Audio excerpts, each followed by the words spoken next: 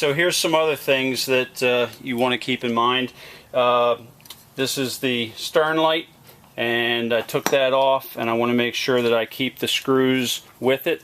So using some duct tape and a pen, I wrote on there, that way I don't lose the screws and I know exactly what goes where. And the same idea over here for the speedometer. There's the bracket. I've got the screws captured in the duct tape and another screw there. So any of these tricks, just to make sure that you know what to do when the time comes. And the other thing is the outdrive.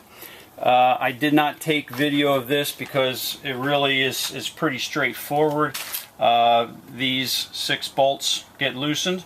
This is the shift lever right here. In order to get this off, to get this unit off, the shift lever has to be in the forward position. Otherwise you'll be fighting yourself. This is the drive shaft with the splines, and that goes right through there into the coupling on the engine. I was lucky that this one came right out. It didn't fight me at all. I had another one that I did a while back, and it was frozen on there, and I had to lift the engine up, take all the mounts out, lift the engine up, and with my feet kind of swing it, kick it back and forth in order to get it to free up. So hopefully you don't have any problems like that.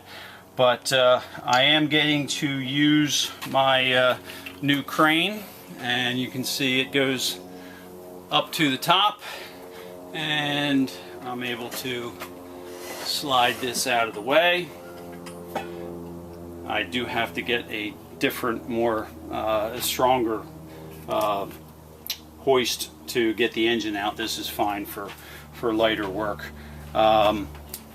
So the other thing I did was I took the propeller off, and it's not very difficult. These tabs here are bent forward, so you have to take them off.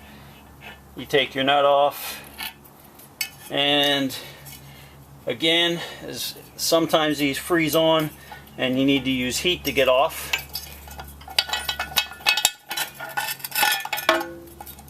So it comes off. There's a brass spacer, and this is the rubber piece that sometimes goes bad. This prop's actually in pretty good shape. I think we'll be okay with that.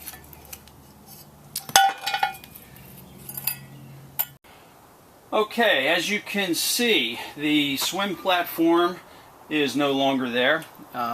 Certainly can't do the transom and replace all the fiberglass if the swim platform is in the way. So I did a lot of unscrewing. I didn't put that on tape because it's boring and there's really nothing to learn there. If you can't operate a screw gun, then you shouldn't be redoing a boat. The trim tabs were in this location, and the important relationship is between where the top hole goes in for the hydraulic cylinder and these holes down here. So we also had the speedometer and its mounting holes. Here's the engine with the outdrive taken off. We'll talk about that separately. And then this side, you'll notice that I have a piece of vellum, very thin tracing paper, taped over here, and we're going to go ahead and match the holes so that when the new fiberglass, the new transom's on, we know where to drill.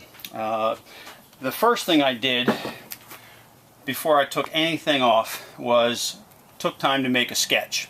This is grid paper. It makes drawing a whole lot easier, and this is my road map, so I know what goes where, and just a document showing me what I got to do.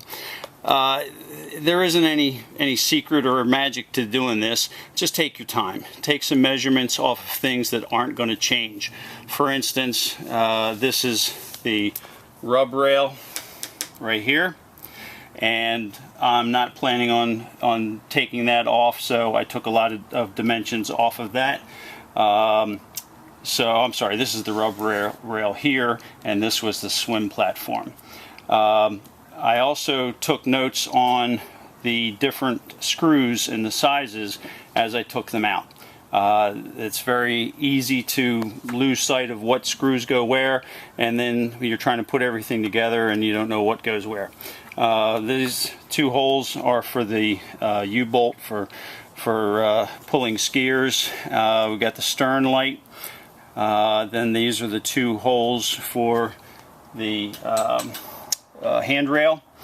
We have the transducer through hole. This is the trim tab, and just little notes saying, you know, what's flush with what, dimensions to help you get started. This was a little detail that I made that will help me out, and then some dimensions over to the transducer and to the speedometer. So this is something that you need to learn how to do, so you know how it goes back together. So something else that I want to show you, and I should have thought about this earlier, is I was wondering and worrying whether the transom wood was rotten or not, and I took a moisture meter reading, and it seemed to indicate that it was okay. Well, I should have thought about this earlier. You can take a screwdriver and just poke right through. This wood is no good at all, and I'll show you inside the boat. There are some more spots that I was able to find that were very, very soft and rotten. So let's I'll show you how I do this pattern. So again, the big thing in doing a restoration like this is being able to put everything back together when you're done. And so many boat projects get started, and you see them for sale. You know, project boat, interior gone, engine and outdriver gone, and somebody got ambitious and just weren't able to finish it. So what I've done is everything I take off, I take the time to label it, mark it, and make sure I know what fasteners are needed. So this is the trim tab hinge, and as I took it off, I wrote port trim. I identified this one odd hole as the swim platform hole, and then this I have faces transom, and again port trim face out. So this just tells me how everything goes back together, and then we need to know where to drill the holes. So again, with the vellum, I've got it taped, and I need to make reference marks so I know how it goes on when the new transom is there, because none of this is going to exist.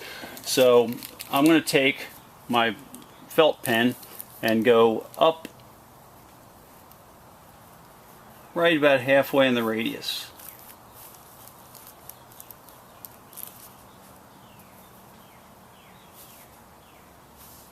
Oh, we're on tape, no wonder.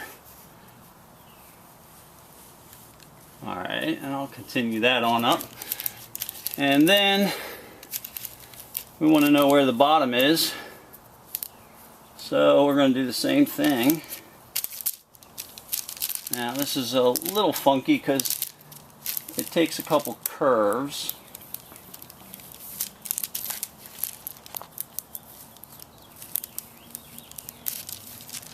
And you do your best. Doesn't have to be exact, but just enough to let you know how to put it back up when the time comes. Alright, and you'll see that we have the vellum at the bottom of the rub rail, so we'll make that note.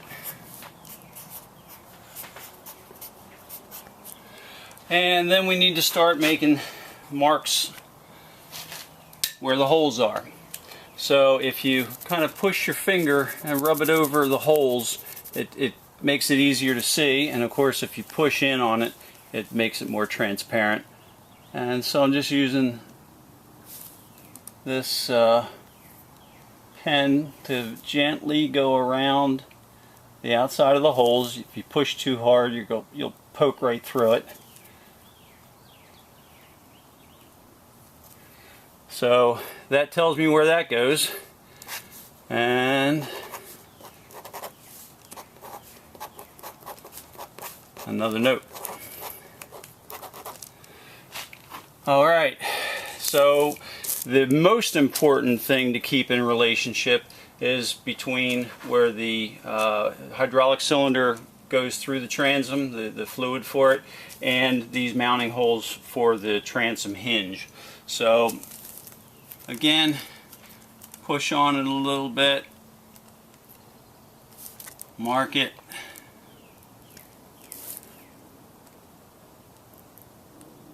being very gentle. Alright, so that's that. And then we come down and we do the same thing for the hinge holes.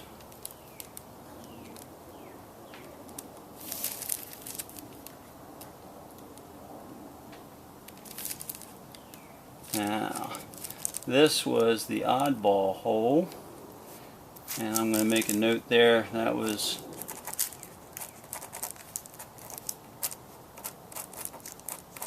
swim platform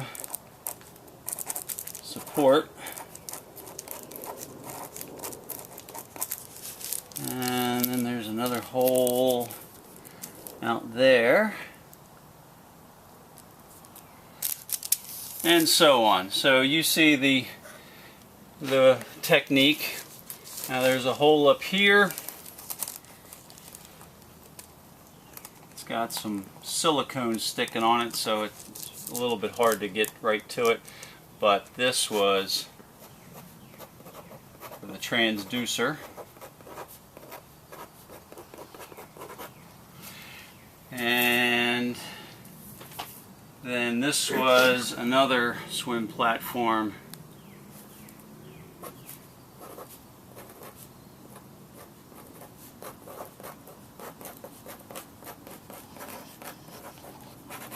Support.